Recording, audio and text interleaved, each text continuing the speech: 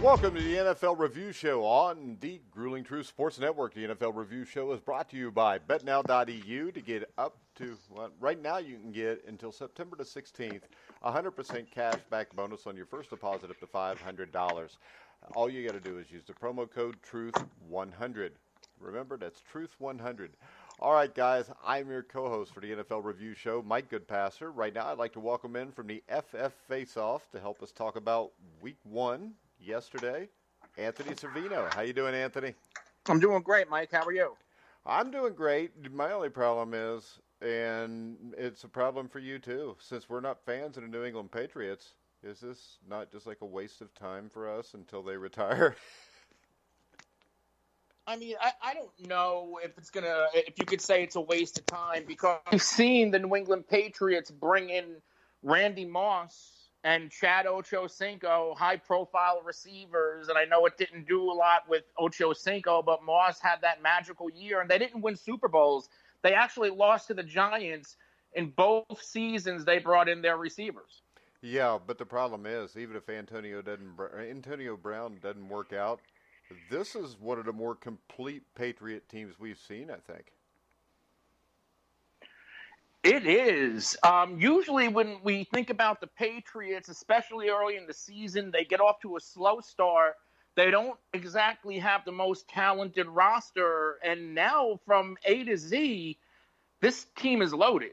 Yeah, this is a team that offensive line-wise, of course, lose their center to a blood clot. They lost Trent Brown to free agency. And then last night, I mean, I think out of all the games I saw, which I saw at least parts of all of them, the Patriots may have the best offensive line in football. And Isaiah Wynn, for a first start, that was unreal at left tackle. They plug in a reserve guard and Ted Karras, who filled in at center.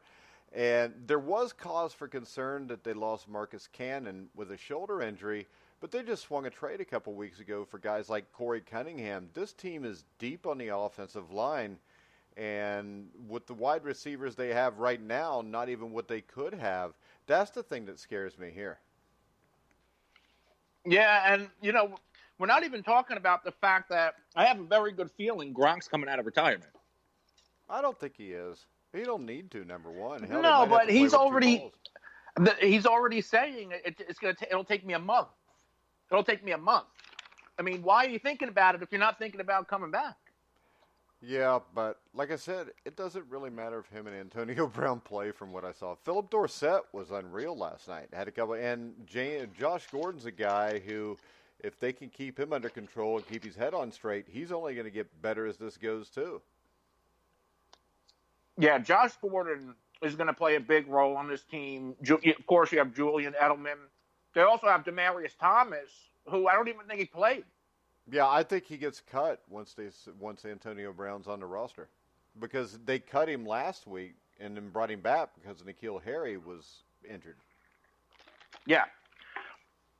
And then we talk about the running backs.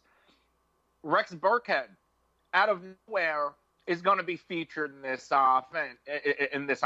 Well, he was featured last year from time to time. I mean, he was banged up a lot last year. Yeah, and the thing about it is I'm a Bengals fan, and I saw Rex Burkhead, and I knew he was this good. Unfortunately, Marvin Lewis never wanted to give him a chance. This is a guy that in the playoffs a couple years ago against the Colts, the Bengals were missing Tyler Eifert, A.J. Green. They were missing almost everybody, and Rex Burkhead started at tight end in the game, and he's like 5'8", and he's the one that scored the one Bengals touchdown. Yeah, Burkhead is the prototypical Patriots player. Yeah. Which is why when he signed there, it didn't shock me. You know what that means, because he can do a lot. He can do a lot. That means this. Being a prototypical Patriots player means that he is just a football player. And the Patriots go out and they get football players. And when we look at the other side with the Pittsburgh Steelers, Big Ben looks a little like Humpty Dumpty, and I think they're going to have some issues this year. I think they're in trouble, and it's not because they lost 33-3 to the Patriots, because most people will. But what I saw there is Juju Smith-Schuster is still a really good wide receiver. He's not a one. No, and even if he is a one, they're lacking number two. Then I mean, you get Dante Moncrief, but Ryan Switzer, I mean, had issues. And Moncrief was the biggest problem. Man, he was a drop-happy mess last night. 10 targets, and he's supposed to be the number two receivers, and he hauls in 3 balls for 7 yards. James Conner, to me, is an average running back. I think the Pittsburgh Steelers are in for a fairly long season here. Yeah, Pittsburgh didn't look good. Me coming from the fantasy football world, everybody was hyping up Dante Moncrief, but if you look back into Moncrief's history, Moncrief never really got it done, and he played with Andrew Luck and T.Y. Hilton, so it's not like he had to be the guy. Dante Moncrief just isn't it. Ben Roethlisberger, I think he's going to struggle. I think this whole Steelers team is going to struggle, and I said this when Pittsburgh and Antonio Brown had their divorce, that both sides really need each other. Yeah, and they did, and they do. And I just think for Cino, it's possible that maybe – I don't even think it's possible. I think it's true that we've seen Big Ben's best days. Yeah, I can agree with that. Right. All right, next up, we had the Detroit Lions and the Arizona Cardinals, who ended up in a 27-27 tie. And number one, an NFL game should never end in a tie, Anthony. That's for soccer players. Yeah, and it's all because they got rid of sudden death. I wasn't a fan of it. I used to love the sudden death. You know, field goal kick can win it. Who cares? Why does both sides need to have a fair shot? We saw less ties when there was sudden death. Well, there just doesn't need to be ties. If they continue to play, I'm fine with that, too. Hell, they want to play 18 games. Why not play 16 and a half or something? But when I look at this game, Kyler Murray was atrocious in the first 3 quarters. I think he was like 6 for 16 for 41 yards and an interception. Had a quarterback ranking of 19.8. But the thing that stuck out to me is with the game on the line in the fourth quarter, Murray figured it out and was unreal in the fourth quarter. They salvaged the tie. So when I look at this, I think if you're a Cardinals fan, you got to come away feeling pretty good about Kyler Murray because, to me, the best quarterbacks are the guys that when things go wrong for 3 quarters in the fourth quarter, they can fix it on their own, not have their heads down, and come back and get you back in the game. And he did that. You know, Kyler, Cliff Kingsbury, the Cardinals team as a whole, especially when you look at their receivers, they're young. Kyler Murray's going to have growing pains. You know, can he throw over an NFL offensive and defensive line? Because everybody's big and everybody's fast in the NFL. And I think you hit the nail on the head where in the fourth quarter when it mattered, Kyler Murray got the job done or, you know, at least didn't lose the game. But I think the Cardinals and Kyler Murray will be fine. I just don't know if they're going to be fine this year. I don't know if they're going to win a lot of games. I don't think they have enough talent to win or a lot of games. And I think eventually, if they do win, it'll probably be with somebody other than Cliff Kingsbury, possibly. But I think Kyler Murray is a special athlete, and you always got to account for somebody that has that kind of ability. Next up, the Los Angeles Chargers in overtime beat the Indianapolis Colts 30-24. And I think from what we saw, Anthony, we could say that Jacoby Brissett is a good enough quarterback. But defensively, the Colts have some issues. And the thing that cost them in this game was Adam Vinatieri, who's played for like 527 years, had the worst game of his career, missing an extra point, 2 field goals. And I know that after the game, Vinatieri said, or Reich said, that he dealt with a bit of a knee issue during training camp and the preseason. When I look at this, for the Colts, I don't know whether I'm encouraged or discouraged from this. It's a little bit of a letdown. Their defense was supposed to take a step forward. Their defense was, they played well last year and helped them get into the divisional round of the playoffs. And to get torched by Phillip Rivers and Austin Eckler yesterday, I think that's going to be an issue because for the Colts to win with Jacoby Brissett, they need their defense to play like Dallas's defense and Dak. Yeah, but when you look at it, the good thing is it looks like that Marlon Mack is the real deal. 25 carries for 174 yards. When I look at the Chargers, does this make Melvin Gordon more expendable if you're the Chargers in contract negotiations? Melvin Gordon already had zero leverage. Now he's in the negative. Yeah, so he's screwed. They say Melvin Gordon wants to come back between week 6 and 8. I think he's. I think he should come back sooner rather than later because now I don't think the Chargers don't care. Yeah, and Phillip Rivers, even though he's 37 years old, 25 of 34, 333 yards, 3 touchdowns. Keenan Allen had a great day, 8 receptions for 123 yards. And the Chargers were missing, some very important cogs on the defense. So I think what I take away from this is the Colts are probably a 500 team, and the Chargers are a contender as long as they can keep everybody they got left healthy and get a few guys. I think Derwin James, get him healthy. I think the Chargers are a threat, and I think the Colts will probably hang around most of the year with some semblance of a chance to make the playoffs. So when I look at a team that has no semblance of making the playoffs, so that would be the Miami Dolphins.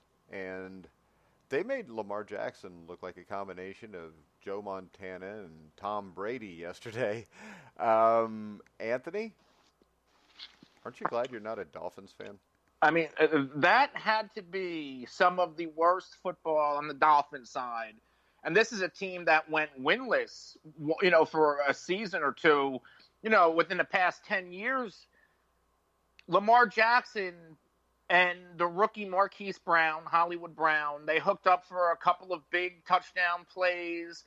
Mark Ingram had his way in the running game. It looked and it felt like watching Alabama play a high school team. Yeah, which is what Alabama does every week until they get the SEC play, by the way. But when you look at this... What's your take on the...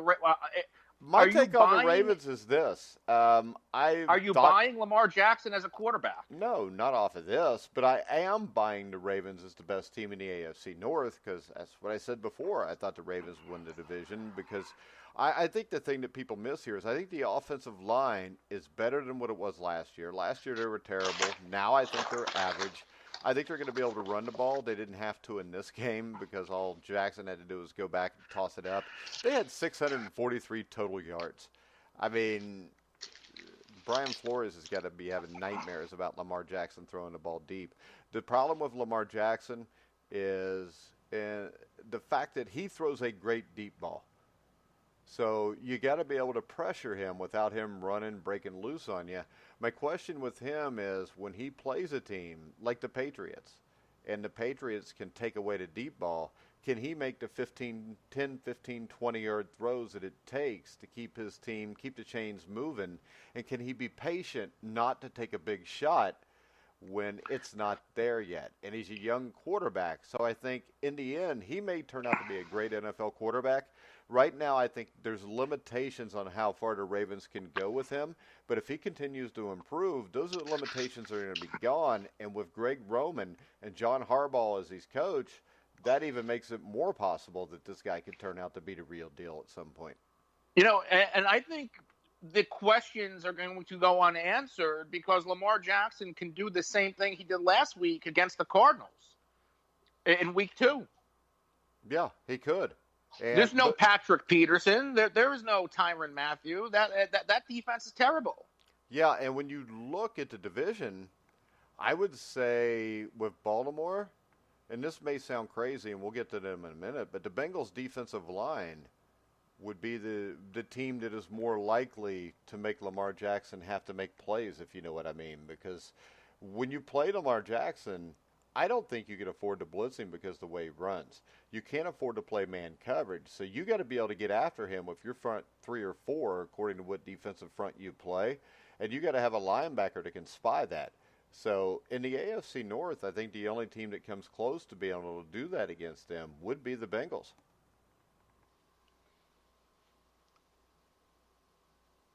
Yeah, I mean, and I'm sure we'll talk about the Bengals soon. Yeah, we'll talk to them when we get to them. They still piss me off. All right, next up, we've got the Jacksonville Jaguars. Got beat 40-26. Lost Nick Foles, but may have found another quarterback in Gardner Minshew, Anthony. He looked pretty good yesterday. Yeah, I was completely shocked at how good Minshew played. I actually had the Ravens to cover. I thought the Ravens had a chance to win outright. The difference in that game is when Nick Foles got hurt. I think it deflated the team, and then you had the big brawl, and Miles Jack got ejected. Tyreek Hill got hurt. The game was a mess. I think the Jaguars are going to pull it together with Minshew because Foles is supposed to miss extensive time. You know what I think? I think from watching the Jacksonville Jaguars, I don't think they're ever going to pull it together under Doug Marrone. I think they play very undisciplined football. It was almost like watching the Cincinnati Bengals from a few years ago, and they don't have that much talent yet. Gardner Minshew, I think, is a good player. I think the bigger case here is with the Kansas City Chiefs. LaShawn McCoy looked like LaShawn McCoy yesterday. Well, they make it easy. Patrick Mahomes makes it easy and opens up the running lanes. When McCoy was in Buffalo, it was Josh Allen. Well, and a bunch of guys that we don't remember before that. And the other one was spectacular play from Sammy Watkins the whole day. I mean, that looked like the Sammy Watkins of old also. Tyreek Hill, they lose him, no, which has got to be concerning. Yeah, and I hate to say it like this, but don't you almost feel like it's karma? Yeah, I'm glad he got hurt. It's the only time I'm not glad he got hurt, but it feels like karma. I hope his career is over. I think he's a disgusting human being. He has been since forever. This dude beat his pregnant girlfriend. We know something happened with his son. I mean, he shouldn't even be in the NFL. So this is one time I can say I don't give two shits if something bad happens to Tyreek Hill or not. But that's why I think in the end, I don't know. I still don't think this Chiefs team has a defense or a good enough defense to be able to get over the hump. And that hump is the New England Patriots. I mean, Foles, you bring up their defense. Foles was making plays against them. And I think Minshew there's only 3 incomplete passes. Yeah, Minshew played great against them. The Jags turned the ball over a couple times. It was the difference in the game. If Minshew did that to them, I can only imagine when they get into a game with a talented team, maybe like the Chargers, or maybe playing New England again. Well, we know Patrick what happens Mahomes, when they play New England, I guess. His ankle's banged up. Tyreek Hill's out. We are going to see the Chiefs vulnerable, and it's going to be up to their opponents to take advantage of it. Yeah, and I think the good thing for the Chiefs is I don't think there's a whole lot of teams in the NFL that can take advantage of it, but there is a handful like the Patriots, the Eagles, teams like that can play defense, can score a lot of points, and those are the teams that will give them problems, and maybe even your Cowboys, but we'll get to them in a minute. Next up, we're going to go with my Cincinnati Bengals, who looked like a really good football team until we got to where it mattered the most, and the Seattle Seahawks ended up winning. What? I got one more thing on Tyreek Hill. Oh, go ahead. It could be a couple of days before we know how long he's going to be out, but the variance is a few games to injured reserve with a designation of return. Okay. Well, let's hope for injured reserve because karma's a bitch. Next up, the Seahawks, even though being outgained by 200 yards, beat the Cincinnati Bengals 21-20. And my big takeaway from this is this. The Bengals have all kind of skill position studs, including Andy Dalton, no matter what anybody thinks. But they have no offensive line, which limited them to not being able to run the ball at all. They got Joe Mixon hurt because he's getting hit in the backfield as he takes the handoff. So with this team, I think what you're going to see with the Bengals is probably 5 or 6 wins and probably 6 or 7 other wins where you walk away thinking, man, if they could have just ran the ball, they'd have won that game. So this is a team to me that's going to be just good enough to be in every game, but not quite good enough to win enough. The Vegas line on the game was, 9.5, 10 points. It was fluctuating And Cincinnati, they really had a shot to go into Seattle and win the game. If I'm the Bengals, if I'm a Bengals fan, I'm walking away with my head held high. Andy Dalton, 400 yards passing, and doing this without AJ Green. The AFC North, the Browns didn't look good. The Ravens look phenomenal, but there are still question marks about Lamar Jackson and playing a real team. The Steelers got blown out. I mean, it's not crazy to think if the Bengals can get this together with Zach Taylor, I believe they can squeak into the playoffs. And I've been saying this all offseason. Well, I think this, though. The offensive line, I mean, when Cordy Glenn gets back and you get Andre Smith's fat ass out of the line, that'll help a lot. But my problem with this Bengals team is linemen get hurt during the season, and they don't have guys that can fill in because they don't have guys that can be the starters right now.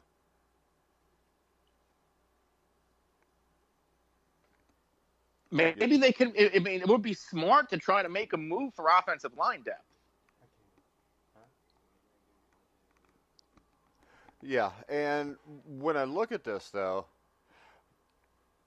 to me, the other question is Seattle was a playoff team last year. Their offensive line was their weakness last year, and I don't know if it's just the Bengals' defensive line could be one of the top 2 or 3 in football, and they could be, but Seattle did not block for Russell Wilson at all yesterday.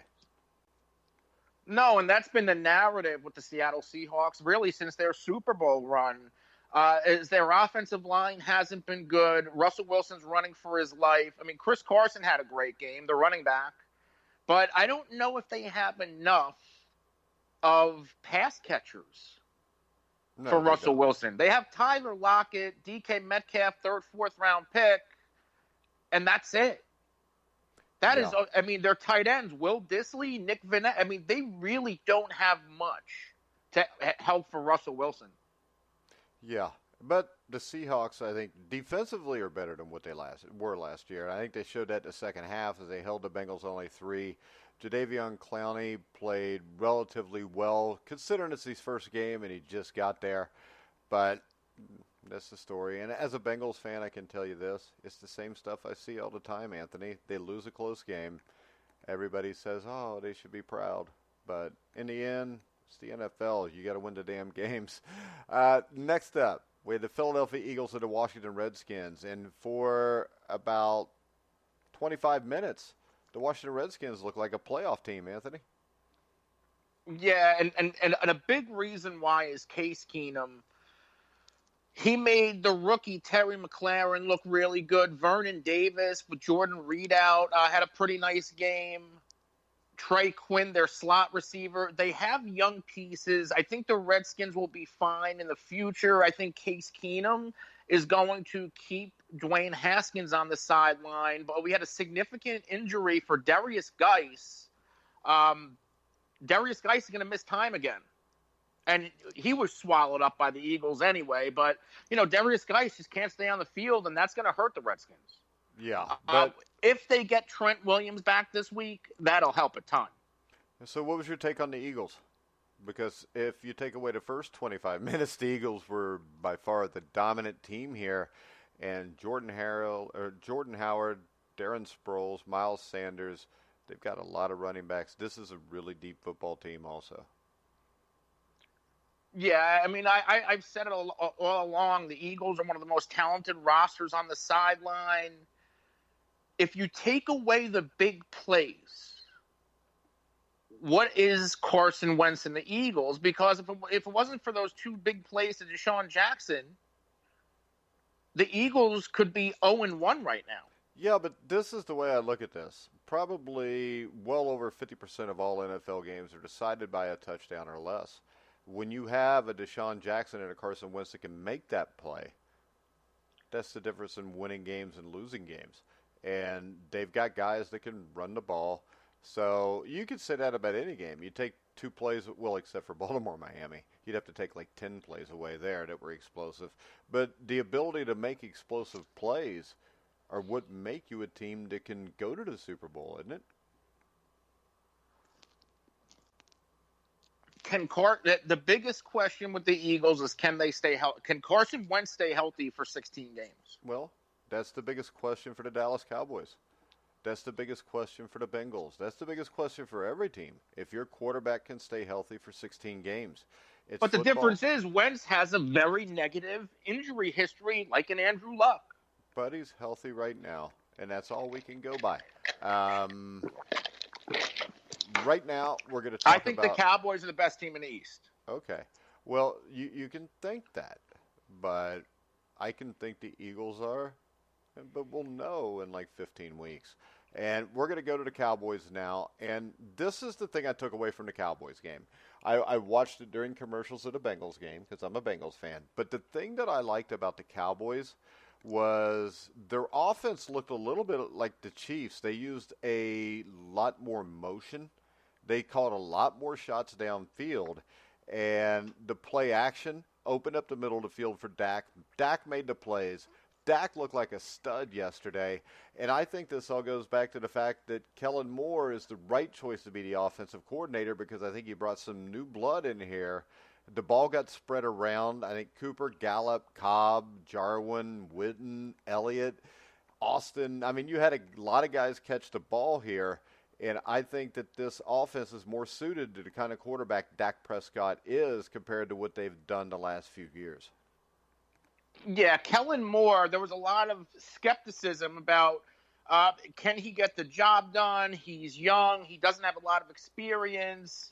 But it looks like he knows what to run and what fits Dak Prescott. And you also have to take in consideration, in week 1 last season, the Cowboys wide receiver 1 was Allen Hurns, and Michael Gallup was a rookie, and Tavon Austin was their 3, and you had Beasley in the mix. Now, when you're talking about adding a veteran presence like a Randall Cobb, Amari Cooper for a full season, Gallup, a big play threat, is only getting better. Jason Witten to help these young tight ends, and then their offensive line getting Travis Frederick back.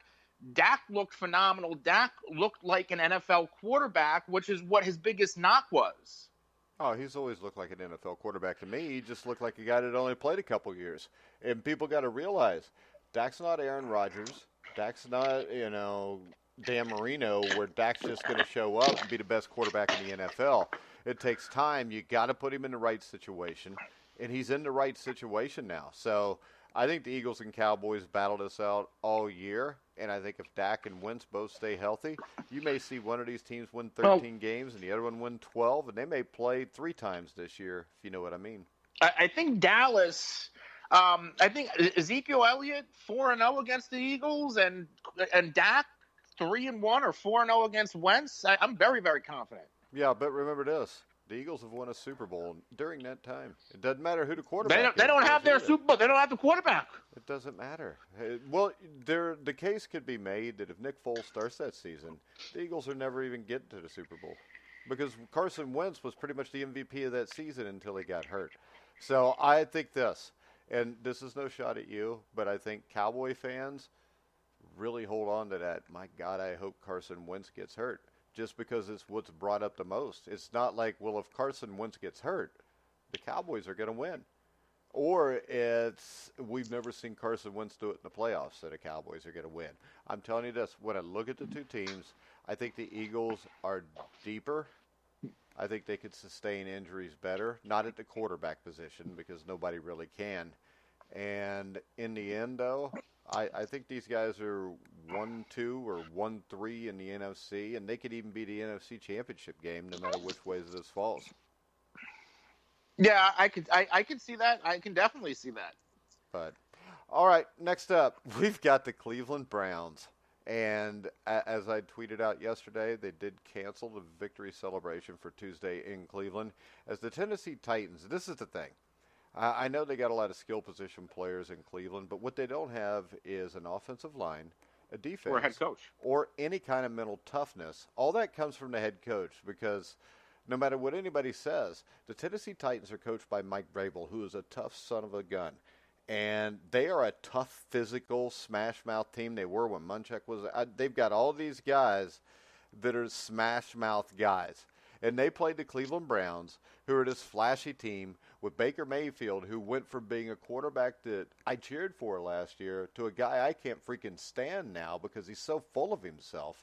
And they've got no O-line, and they got their ass kicked. And I'll tell you this, and you know, you've been on shows with me. I didn't believe the hype. I don't think this team wins 7 games this year. They could be an 8-8 team. I don't know if they're going to have a losing record. How but about this, Anthony? Anthony, let me ask you this, though. What happens if the Jets beat them? I think it all comes down on Freddie Kitchens. Yeah. This team has no discipline. Freddie Kitchens doesn't keep his mouth shut, runs his mouth as much as his 20-year-old quarterback. There's no leadership. And it's only a matter of time before Odell Beckham loses his mind. Yeah, this is going to be a disaster. And I put this all on the fact that they hired – if they wanted to hire an in-house coach, Greg Williams was the guy. Exactly. Not Freddie Kitchens. The thing was, Cleveland yesterday, 18 penalties for 182 yards. I mean, that's atrocious. And when you look at the Tennessee Titans, I think the Titans ran a really well-balanced offense under new offensive coordinator Arthur Smith, using a heavy dose of play-action passes. They got chunk gains. They rode Derrick Henry. I think this Titans team can win the AFC South just because of that toughness and the fact that I don't think there's much else in the AFC South. I mean, and here I go again with the injury narrative and Marcus Mariota. The thing that helps the Titans is they have a guy like Ryan Tannehill who is, maybe he's a bottom-tier NFL starter, but he was a winning NFL starter when he was healthy with Adam Gase. I like A.J. Brown, the rookie receiver, had a quiet preseason, had a couple of big plays yesterday in his own right. They brought in Adam Humphries, a very capable slot receiver. Corey Davis was quiet, but the biggest, even outside of Derrick Henry, the biggest factor is the return of Delaney Walker, who is a very, very big part, despite his age, of this Tennessee Titans offense. Yeah, and then we have, because I'm done talking about the Cleveland Browns, because the Cleveland Browns are still just the Cleveland Browns. The San Francisco 49ers in the fourth quarter pulled away to beat the Tampa Bay Buccaneers 31-17. And just like the Cleveland Browns, Jameis Winston is what Jameis Winston is. And I think this showed that the 49ers are a really talented team that could make the playoffs before the season's over, Anthony. The jury is out. I think the AFC South is going to be a close division. You can make a case for any one of those teams. In the NFC West. We're talking about the 49ers. Oh, I was still on the Titans. Well, you didn't pay attention to anything I said. But, yeah, so 49ers, Bucks, I think that Bruce Arians probably is going to have to get him a quarterback by the end of this year. What's your take on the Niners, though? I mean, Garoppolo was good, not great, but they got George Kittle. There's a lot of talent on this 49er team. How seriously do you take their chances at making the playoffs? I think the 49ers have a good shot at a wild card. They're young. They're young at receiver with Dante Pettis, Deebo Samuel. Marquise Goodwin is almost a veteran of the group, and he's really just a deep threat burner. They lost Tevin Coleman with a high ankle sprain. He's going to miss some time, but Matt Breida, one of the more elusive and durable backs in the NFL, he's going to take over as their RB1. Garoppolo's going to get better. Garoppolo hasn't played a lot of football since the injury, and he was limited in the preseason. I think it's going to take a couple of weeks for Jimmy Garoppolo to find his rhythm. But the 49ers defense, not so much their secondary, but their pass rush, they spent a lot of draft capital and free agent capital to bolster their pass rush with Quan Alexander and Nick Bosa. I don't even think Bosa played. But this team's going to be good. And if you're talking about going to the Tampa Bay side, get Jameis Winston out of there. I'm not a Jameis Winston guy. Bruce Arians, everybody thought that he would fix Jameis Winston. Winston fumbled twice. He didn't lose a fumble, and then he threw 3 interceptions. Tampa Bay's a mess.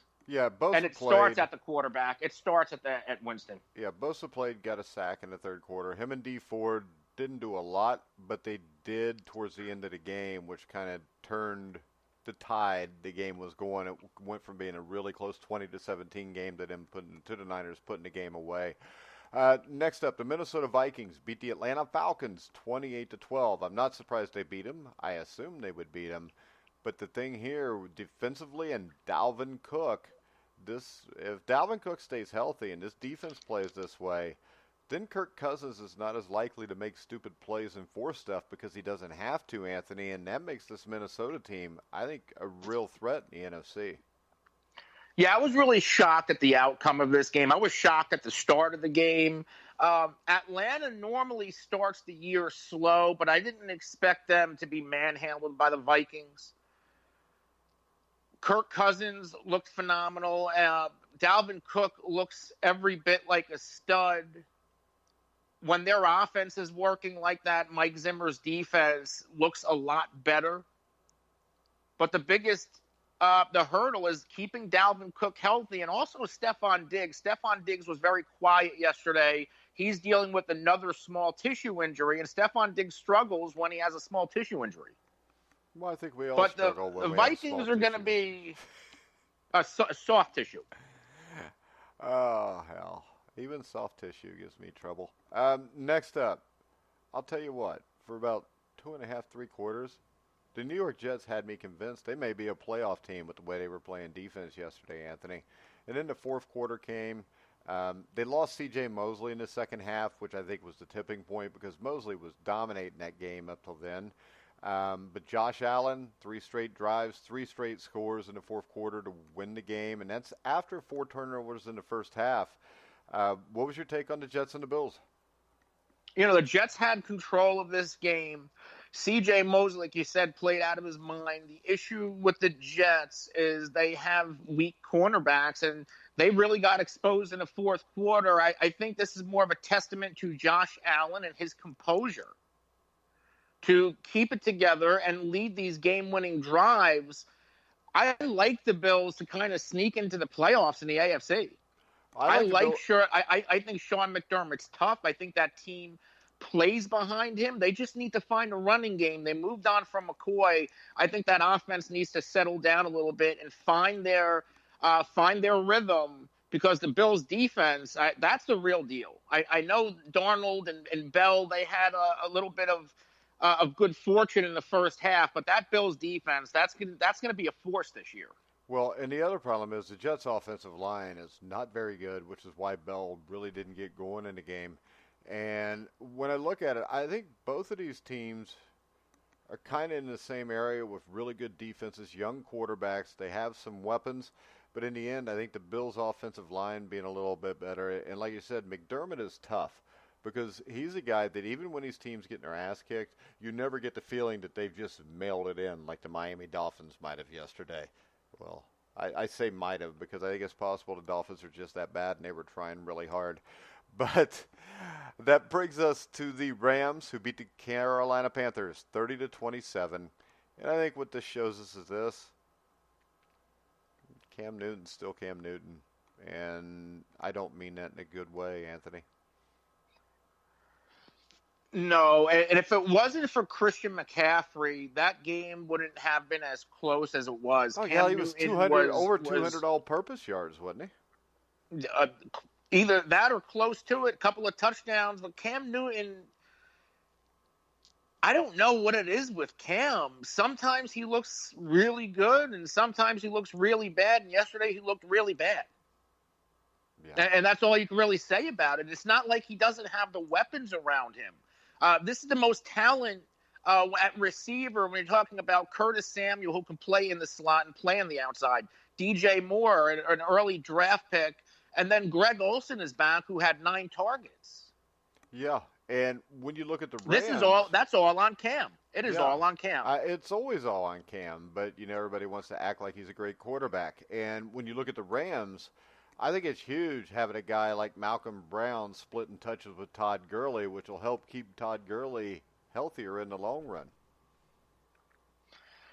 That's going to be interesting to see. Gurley, I believe, had 14 carries, over 90 yards. Malcolm Brown, who the Rams really liked, they retained him in free agency. He was restricted free agent. I think he's going to be more and more involved. I think they want to keep Gurley healthy for the second half of the season and into the playoffs, because last year they ran Gurley into the ground and his knee started flaring up and he was invisible in the playoffs. I think they kind of want to reverse doctor it. Yeah. So when we look at this, to me, I think the Rams are a threat. Of course, they're a threat. They got Todd Gurley, and they got a ton of talent there. And Are you worried about Goff? Goff Yeah, got a I'm, big. I'm always worried about Goff because I don't think Goff is that great. I think Goff is a guy that's just that. He's a guy, and if you put enough players around him, you might be able to win a Super Bowl with him. But other than that, to me, It almost feels like Goff's a game, not an overrated, but he's a talented game manager. yeah. But I will go to this also. I think every quarterback that's ever been really good is a game manager. I don't think you can be a great quarterback and not be a game manager. If you know what I'm saying, you got to be able to manage the game. No, I get what you're saying, but is Goff worth the first overall pick? Is he No. worth that contract he just signed? Well, this is the thing. The only way to be worth the big contract you just signed is to do what? It's to win a Super Bowl. If he doesn't win a Super Bowl, he's not worth the contract. You know, it's just like Mitchell Trubisky. I mean, if he never wins a Super Bowl, using the number 2 pick on him makes it a waste. You know, it's what it comes down to. If you're picked in the top 10, you're supposed to lead your team to the promised land and win a Super Bowl. Jared Goff may get one, but I don't think he's going to be a multiple guy. And if he gets one, it's going to be because of a great running game and a great defense, and because Bill Belichick and Tom Brady didn't show up to the Super Bowl. Because they're never going to be able to beat a team like that. Because I don't think the Sean McVay can coach well enough to, and I don't think Jared Goff can play quarterback good enough to. Let's step back and look at the Bears-Packers real quick, who played on Thursday night, because the Bears have Mitchell Trubisky, and Mitchell Trubisky makes Jared Goff look like a top 10 quarterback of all time, I think. What's your take on the Bears? Because I don't see a team of a whole lot of offensive weapons. They got rid of Jordan Howard, which I thought was a bad idea. And Mitchell Trubisky is just... Put it like this. When Aaron Rodgers said we have a defense, I'm sitting here thinking, well, we'll wait a couple weeks and see if you got a defense. Mitchell Trubisky, the issue with Trubisky is he has an issue throwing and completing passes and his accuracy throwing to outside receivers. And yes, Allen Robinson went for over 100 yards, but he could have had 200 yards if Trubisky was a little bit more accurate. And the Bears are only going to go as Mitchell Trubisky goes. Yeah, you mentioned Jordan Howard, and I love it because I'm a Jordan Howard guy. They wanted David Montgomery, and they were using a 3-headed monster. Jordan Howard is a 250 carry running back in each of his first 3 years in the league. And I get that's the way the NFL is trending, using multiple backs. I think a 2-back set, when you have 2 different backs that can do 2 different things, works. But when you have that third back getting carries and touches, it's hard for anybody to get into a rhythm. Yeah. And I think that's going to be an issue with the Bears when you have Mike Davis, Tarek Cohen, and David Montgomery all working as the running backs. It's going to be very hard for them to find a rhythm. Another issue with the Bears is that I believe because of Trubisky's deficiencies throwing to the outside, you need a player like Trey Burton in the lineup. And their offense didn't look good in the playoffs against the Eagles. Burton was out, and Burton was out on Thursday night. And I think Trey Burton is a big factor in that offense, especially because he's a versatile tight end. He's almost like a poor man's Travis Kelce, which is what Nagy had in Kansas City. Adam Shaheen and Ben Broniker, they cannot do what Trey Burton can do. Yeah. So, and the same thing with the Packers. Like I said, I still am not going to say they're a great defense because of one game against Mitchell Trubisky and the Bears. I think they are definitely improved. You can't deny that. I think they have a definite chance to win the NFC North. But when I look at it, I still have some questions because offensively, I know they're playing a really good Bears defense, but Aaron Rodgers didn't look like Aaron Rodgers yet. I know it was the first game, but what's your take on the Pack? I picked the Packers to win the North, and I think the Packers are going to be very good. I like the Packers defense. I think, yeah, okay, they played Mitchell Trubisky, but still, it's Matt Nagy's offense, and they were able to shut them down completely. I love the additions of Zadarius Smith and Preston Smith to their linebacker core.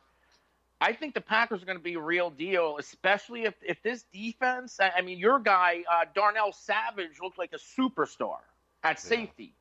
This is the best that Aaron Rodgers has had in 10 years since they won that Super Bowl. And as long as Aaron Rodgers doesn't get nicked up, the Packers, you talk about the Eagles and the Cowboys, I think the Packers are going to be that NFC championship mix. Yeah.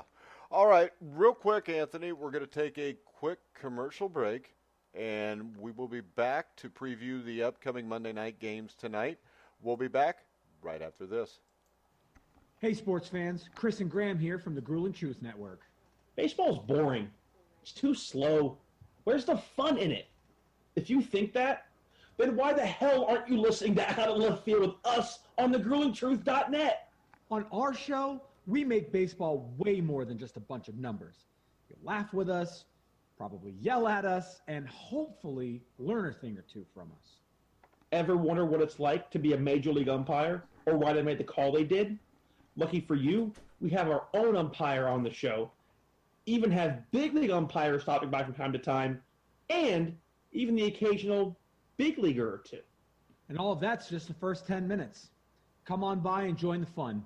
Listen to Out of Left Field with Grant and me every week on thegruelingtruth.net. All right, guys, we are back, and that is thegruelingtruth.com. We forgot to change that commercial, Anthony. I am Mike Goodpast of Anthony Savino. We are looking back at the first Sunday of the 2019 NFL season, and now we're going to look ahead to the first Monday night where we have two games, and we're going to start off with the Saints and the Texans. Anthony, who do you like here? It's going to be a close game. I think we're going to see a lot of points, but I'm going to lean with the Saints. It's early in the year. I think Drew Brees is showing signs of age, but we don't really see that until December and in the postseason. So I think the Saints are going to come out, look strong. I don't think it's going to be a blowout because the Texans are going to put up some points, but the Saints should come away with this. All right. I think it's a blowout. I think it's a blowout because of this. I think the Saints can get after the quarterback. I don't think the Texans can block for the quarterback. And I also think this. J.J. Watt's going to have to go against Ryan Ramczyk. I really like Ramczyk, who was a Badger just like Watt. And I think Ramczyk is going to play really well and really contain Watt now. There's no Clowney on the other side. This is still a good Houston defense. But in the end, I think Houston's offensive line will get overrun by the defensive line of the New Orleans Saints, Anthony. Yeah, and I know they traded, the Texans traded for Laramie Tunsil, but he hasn't been there long enough. I think there's going to be a transition. Well, and the thing is this. It's not like Laramie Tunsil is freaking Anthony Munoz or Larry Allen. I mean, he's just a good, solid offensive lineman, I think. So I don't know. It'll make a difference, but you got to have 5 offensive linemen, and since they got Tunsil, that now means they have 1, to me, Anthony. I mean, but he still makes their line better, especially in Deshaun Watson's blind side. And I think that is going to make a little bit of a difference. Yeah. Well, if the other 4 guys are running all by themselves, I don't know if it'll make that big a difference. I hope they do, because I don't want it to be a blowout, because then I'll end up taking a nap, and then I'll miss the first half of the Raiders-Broncos, which we're going to talk about now. And when we look at the Raiders-Broncos, the game's a little bit different now with no Antonio Brown. This went from a game on our NFL Pick'em show, which we do every Tuesday night at 10 o'clock. I actually, had some discussion with myself, as I so often do, about who would win the game. Now, I definitely like the Broncos with no threat of Antonio Brown there. And what's your take on it, Anthony? I picked the Broncos from the get-go with or without Antonio Brown. I am actually a little bit more worried without Antonio Brown because he's a distraction. This team is going to go, the Raiders team is going to go one or two ways. They're either going to rally or they're going to fall apart. Yeah. But I still like the Denver Broncos. Joe Flacco's the best quarterback they've had there since Peyton Manning. Their receivers, they're young, with the exception of Emmanuel Sanders coming off the Achilles. He looked outstanding this preseason. I think he can go for a big score. And Denver can also run the ball and play defense. And that's what the Raiders can't do. They can't play defense. And I don't know if Josh Jacobs can run the ball behind a really bad Raiders offensive line. Yeah, and that we talk about bad offensive lines a lot in the NFL now, it seems like, and in college. And I think the Raiders win the game if they can contain Denver's pass rush, and they can't. I mean, Colton Miller and Trent Brown earlier are going to get eaten alive by Bradley Chubb, Von Miller, and Derek Wolfe. If they can somehow contain that group, they can win the game. But I don't think that they will. I think the Raiders' corners will do well against Sanders and Courtland Sutton, but I'm not sold on the defensive tackles. And when you look at this, I think Philip Lindsay will have a big game against the Raiders, and I think that the Broncos end up winning this game something like 23-13. You think it's going to be that much of a difference? Yeah, I do. I think this game could be a little bit closer. I don't know. I just don't see them being able to block the Denver defensive line with Colton Miller. Colton Miller is a guy that will forever be known as a bust in Oakland, because he was a first-round pick who shouldn't have been. And I just think Von Miller, Bradley Chubb, Derek Wolfe, those are three guys that could get after the quarterback with a bad offensive line. And Josh Jacobs, I mean, the other thing about Josh Jacobs is this.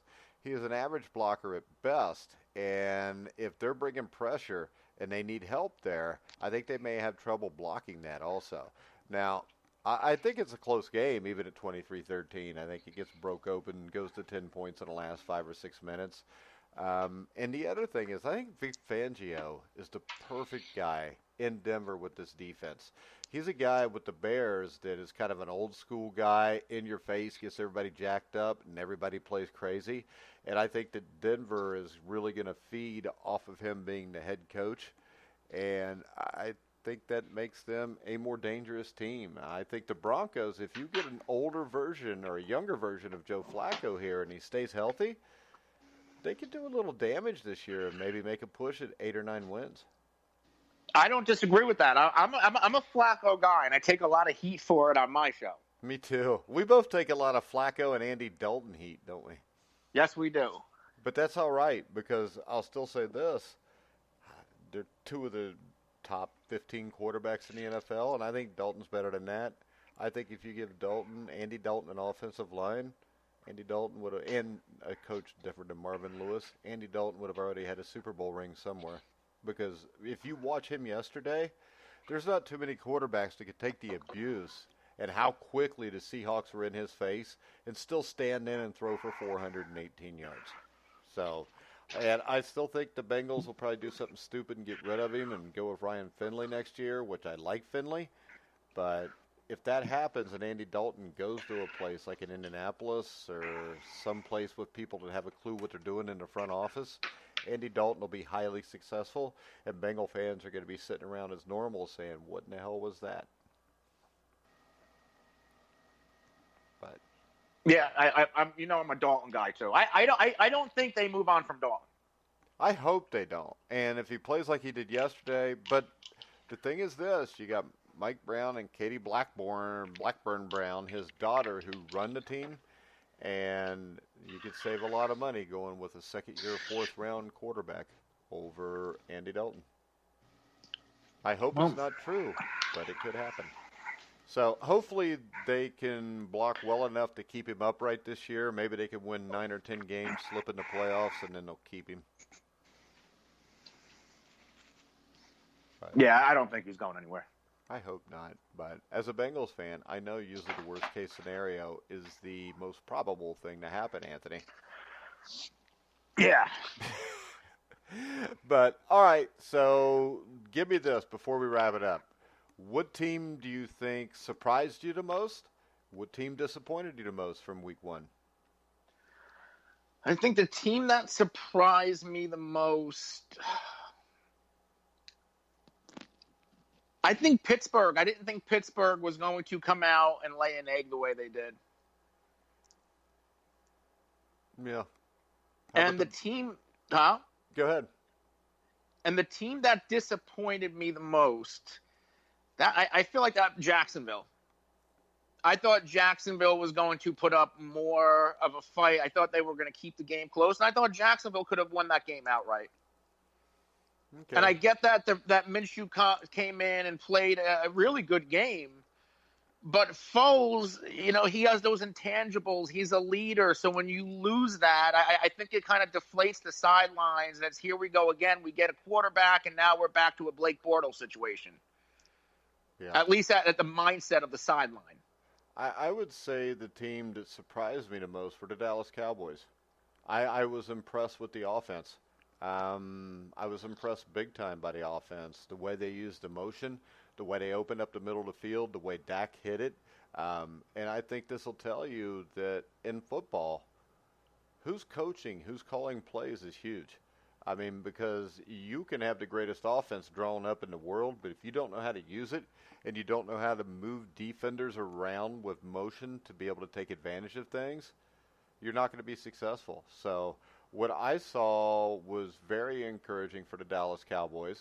And I think what we also saw, if the Cowboys don't win the Super Bowl in the next 2 years, I think maybe we saw who the Cowboys' next head coach will be in Kellen Moore, Anthony. I think if it's not, I think it's going to be Sean Payton. Well, I think at least I hope it. I would love Sean Payton in Dallas. No, the best pick for Dallas is Lincoln Riley. Lincoln Riley would tear crap up in Dallas. Lincoln Riley is the probably most innovative offensive coach there is. He's the one that Oklahoma with Baker Mayfield, Kyler Murray, now Jalen Hurts. But what he did was he took the air raid system from Hal Mumme and Mike Leach, and he added a tight end and a fullback. And offensively, the guy is absolutely brilliant, and he would be such a perfect match for Dak Prescott that it would be crazy. I think Lincoln Riley is a great football coach, but Lincoln Riley would probably cost you more than Sean Payton. Interesting. Because Lincoln Riley's at Oklahoma. That's one of the best jobs you can possibly have, and he's getting paid like an NFL coach, if you know what I'm saying. But Lincoln Riley, I think Sean Payton would be a good hire. I think Lincoln Riley is a hire where he could be the Dallas Cowboys coach for 20 or 25 years and win 5 or 6 Super Bowls. That's how good I think he is. And at some point, there's already been NFL teams to throw a crap load of money at him. He's turned them down. But he wins a national championship in college, which could happen this year as his defense is better and he's got Jalen Hurts at quarterback. I mean, the sky's the limit for him. And if I'm the Dallas Cowboys, I think Lincoln Riley is just a better hire than Sean Payton. I may be the only person in the world that thinks that, but to me, yeah, might guy. Be. Go ahead. I said you might be. Yeah, I might be right. You're right. I know you don't mean I might be crazy, but Lincoln Riley is a stud, dude. If you had a choice between Lincoln Riley and Sean Payton, you would be insane to take Sean Payton. How about that? Lincoln Riley is a stud. All right, the team that disappointed me the most, I was most disappointed in the Tennessee Titans because they didn't put 50 on the pathetic-ass Browns and their stupid-ass fans. That's what I wanted to wrap this up with, Anthony. I mean, after all the preseason hype, the Browns laid an egg. I mean, there's nothing else you can say about it. Yeah, they didn't lay an egg, and it all comes on Freddie. It's all on Freddie Kitchens. Well, no, it would all be on the morons in the front office that own the Cleveland Browns for hiring Freddie Kitchens. And they hired Freddie Kitchens because we know why. Baker Mayfield likes Freddie Kitchens. And he probably didn't like Greg Williams as much because Greg Williams is a bust-your-ass football coach, and Baker didn't want to have to deal with that. But at least that's the way I take it. plus his name's Freddie Kitchens. What are the chances he's going to turn out to be a great anything? Because, Jeez. and I had this conversation with my buddy last night. We've always had it, but we're talking about names. I mean, there's just some quarterbacks. John Elway, Joe Montana, Ryan Leaf. I mean, there's some names that just seem like they're going to be great. And other guys are named Freddie Kitchens. And hopefully the Jets can send them to their second defeat. Because now, I didn't even dislike the Browns because my Bengals usually beat them now, except for last year, that second game. But now, it's just their fans are so damn annoying with thinking they're good and they hadn't won anything yet, not even a game, that I find great joy in listening to Cleveland Browns fans cry now. I tell you, if the Browns lose next week, I wouldn't want to be living in Cleveland. Now, dude, have you ever been to Cleveland? No. Okay, if you ever showed up there, no matter what the team's doing, you won't want to live there. And this is for somebody that lives within a half hour of Cincinnati, which is not a whole hell of a lot better, but it's a lot better than Cleveland. But, all right, guys, we're going to wrap the show up. Me and Anthony will be back tomorrow night on the NFL Pick'em Show with myself, him, Matt Andrew Scavage. We had some other people, too, but we might replace one or two of them. And if you're listening, you know who you are. But we're going to wrap the show up for now. Anthony, you want to tell everybody where to hear the FF Face-Off and when your next show will be on?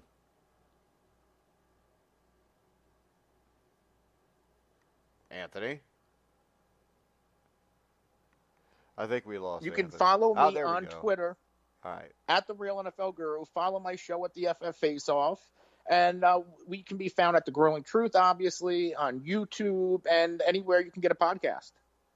All right, guys, remember, you can hear us. And you go to betnow.eu for the next week. You can get a 100% cash back bonus on your first deposit up to $500. So make sure you put in the promo code TRUTH100. And you can also go through to GruelingTruth.com, click on the banner, use Truth100 again. We will see you guys on our next show tomorrow night on the NFL Pick'em Show. How did you do this week, Anthony? I didn't even tally them up yet. I think I did pretty good. Yeah, I don't know. I don't Over know what I did. 50%, maybe closer to 60, Well, if not better. Usually everybody sucks the first couple weeks, so what the hell? I mean, I had Green Bay, I had Tennessee with the points. I had Baltimore. The Jets one stung a little bit. I think you were something. Last time I checked, at one point, I think you were like 7-4 or 8-4, but there was still a few games to go. I think, but I'm not 100% sure. All right, guys, we're going to wrap the show up. You can hear all of our shows on iHeartRadio, iTunes, TuneIn, Spreaker, Stitcher, Spotify. Wherever you find sports podcasts, you'll find The Grueling Truth. So for Anthony Servino, I'm Mike Goodpast. You've been listening to The Grueling Truth, where the legends speak.